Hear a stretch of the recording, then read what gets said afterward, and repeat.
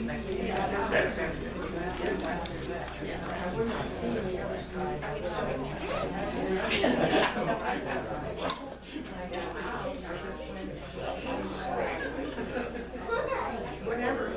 you are, my friend.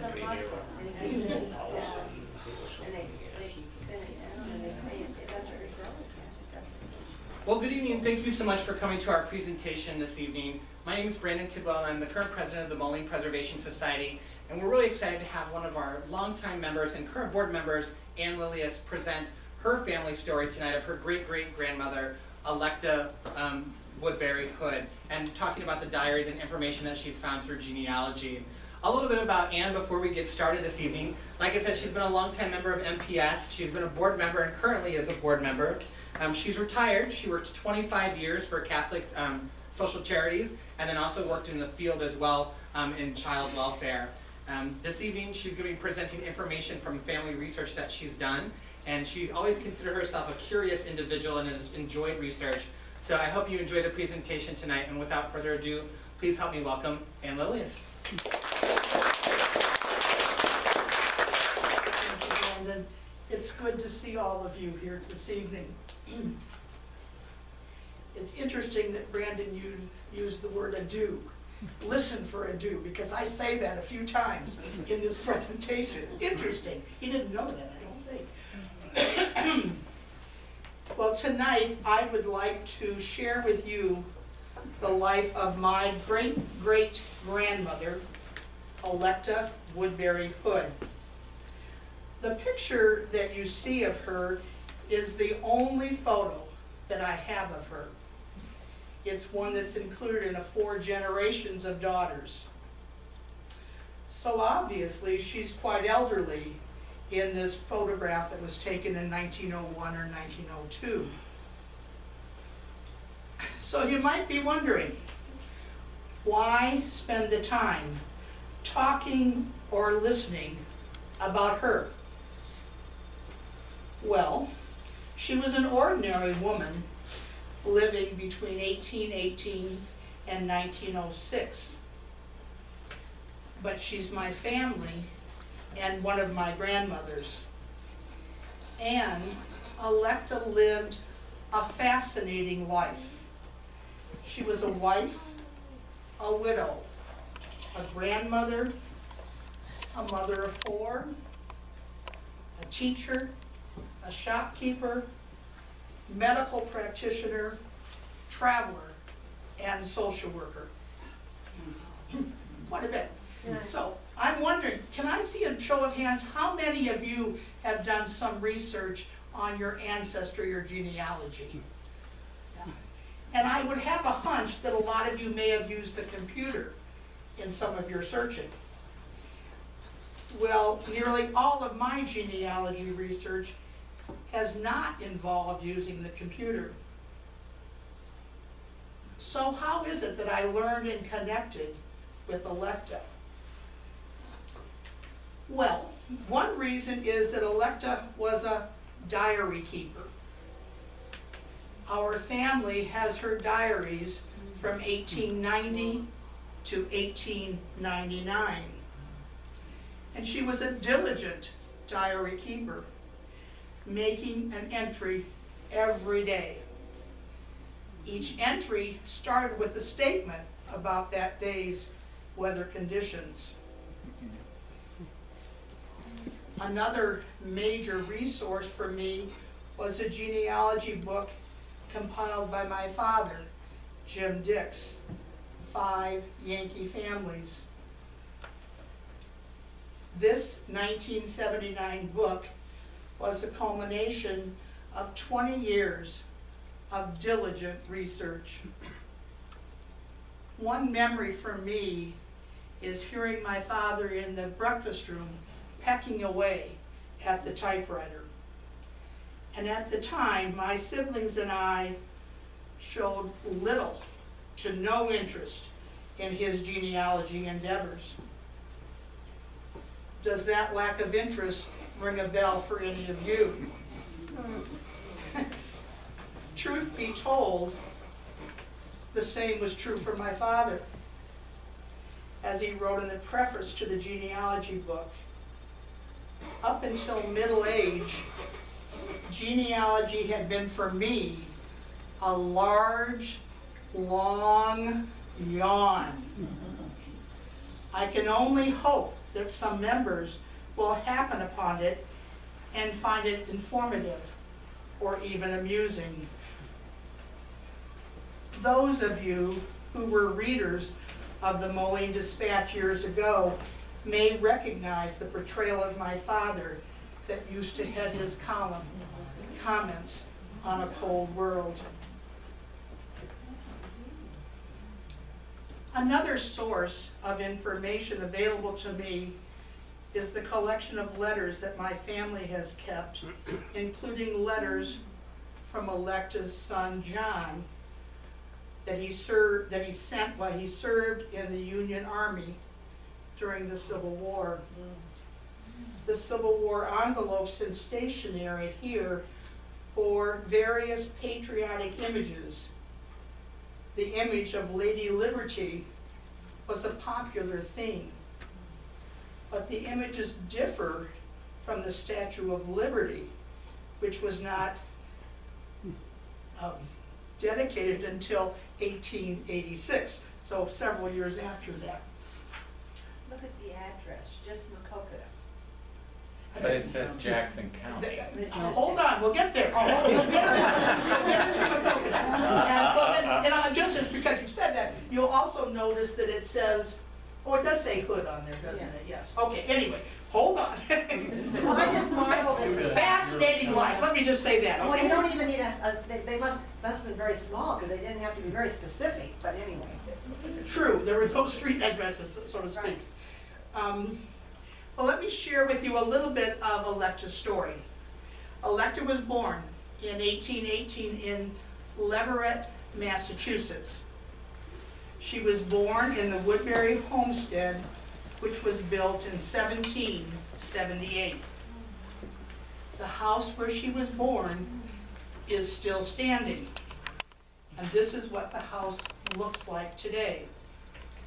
The Leverett Historical Society helped connect me with one of the people that are living there, who graciously provided me with this picture.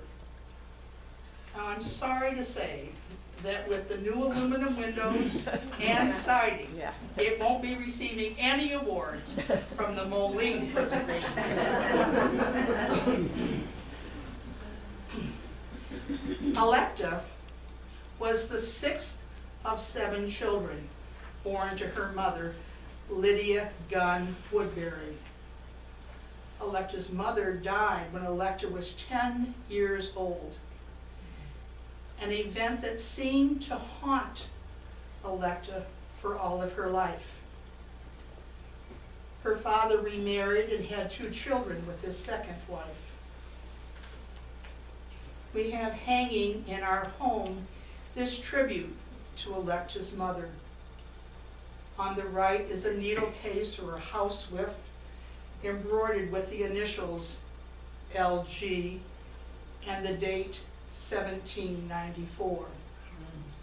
I believe that this was made by Electa's mother, Lydia Gunn, when she was a young girl. I'm struck by how strong the colors are in the calico fabric after 200 years. On the left is some text including Electa's memory of her mother. Oh, the memory of mother's love, how it comes back to a child in after years when her form has turned to dust, with all the freshness of youth. Happy is the child that is blessed with a mother's love and tender care, such as no other human being on earth can bestow.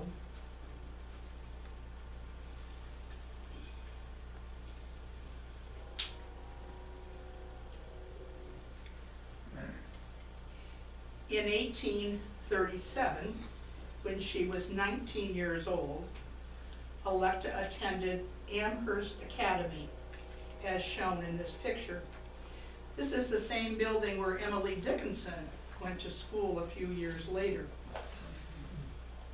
At Amherst, Electa got into an anatomy class accompanied by an uncle of hers who was a medical student. Reported that the men in the class smoked cigars to dispel the smell of the cadaver. More significantly, while at Amherst, Electa met Edwin Hood, her future husband. Edwin was a school teacher and also a student at the academy. Edwin had come there from Canton, Illinois, where his family lived after their farm failed in New York. Edwin and Electa were married in 1838 in her father's home. In October of that year, Electa and Edwin left Leverett and traveled to Dayton, Ohio. They traveled by stagecoach and possibly by riverboat, as there were not yet trains in Ohio. In later years, Electa recollected leaving home. My sister followed me to the coach door, and as we rolled away, bade me a heartfelt adieu. It was one of New England's loveliest days in Indian summer. As we passed through neat villages with the tall spires, the Connecticut River, whose waters had been so familiar to me in childhood, I gazed on them in silence and bade them a long farewell.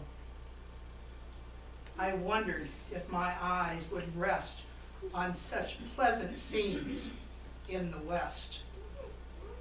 My friends east were numerous, being pilgrim stock. They loved their country and fought for their independence from England's tyranny. I was leaving my home, land of my birth, and friends all behind me, and going among strangers, except the one with whom I had trusted my future happiness. He knew that he had my confidence, and he never betrayed it. Edwin and Electa went from Leverett to Springfield, Hartford, New York City, Philadelphia, Pittsburgh, Cincinnati, and finally to Dayton. At that time, Dayton had a population of about 6,000. In Dayton, Edwin was employed as a school principal, being paid $100 per quarter, and Electa worked as a part-time teacher at $50 per quarter. So in 1846, Edwin grew tired of teaching and caring for so many students. So he and Electa moved to Indianapolis, where they ran a bookstore. In December of 1848, their third child, Charlotte Marie, was born, but she survived only 3 months, dying in March of 1849. In 1850, Electa and Edwin moved to Evansville, Indiana, where they ran a larger bookstore and did a thriving business. In 1852, Harriet Beecher Stowe's book, Uncle Tom's Cabin, went on sale for the first time in book form. It was an immediate bestseller. Electa used to tell a story of the big demand for the book in her store. She recalled that copies were so scarce that groups of people would gather and take turns reading it. Some sat up all night for that purpose. On July 8th of 1852, while they were living in Evansville, Edwin suddenly died of cholera, leaving Electa, age 34, as a widow with 3 young children, John 8, Edwin 6, and Jenny 2. Electa was devastated by Edwin's death. Here's a portion of what she said quite poetically in her notes, dated July 26, 1888. When he was taken away and his place made vacant, myself a widow and my children fatherless, then was a time that sorrow's cup was drained to the dregs. I thought that it would be a blessing thing to die, to bid farewell to earth and earthly scenes forever. But my children held me to life. After Edwin's death, Electa sold the bookstore and stayed in Evansville for 3 years, earned a living as some kind of woman doctor, and also the matron of a water cure establishment. We'll talk about the water cure in a little more detail in a few minutes. In 1855, after a bout of what she called lung fever, Electa moved to Peoria. After her full recovery from that ailment, she went to work in a sanatorium in charge of the ladies' department. I've already mentioned that as a young girl, she had the opportunity to attend an anatomy dissection class in Amherst. Well, Electa continued studying medical books after her marriage, and she kept a notebook in which she wrote down recipes for compounding medicines for various diseases and ailments. Her husband Edwin remarked that one would think that she was one day planning to support herself through medicine. Little did Electa know that that comment would come true. For the 6 years that she was in Peoria, she continued to work in the field of water cure, and it was likely that she there also offered treatment with electricity. In Peoria, she had cards advertising the place where she worked, and her title on the card was doctor. The water cure originated in Austria in the 1830s and 1840s. By 1850, the water cure had a following here in the United States.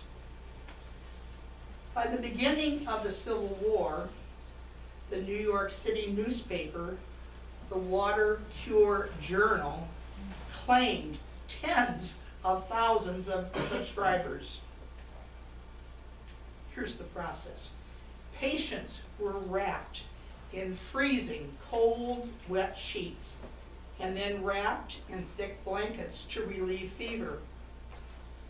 Water cure patients sat in water, submerged themselves in water, stood under water as it was poured over them, wore wet compresses, wrapped themselves in dripping sheets, and ate a meager diet washed down with water. Now, if the water cure sounds difficult, maybe you would prefer the electricity treatment. What you see here is Electa's electricity treatment apparatus that outputs electricity to a pair of wands that are used to apply the electricity to the affected area. The voltage could be adjusted from a very low voltage to a high voltage, sufficient to give a noticeable shock. In the spring of 1860, Electa married Professor Stephen Wood. He had come to Peoria to preach and the Swedenborg Society. Now, the Swedenborg Society is still in existence here in the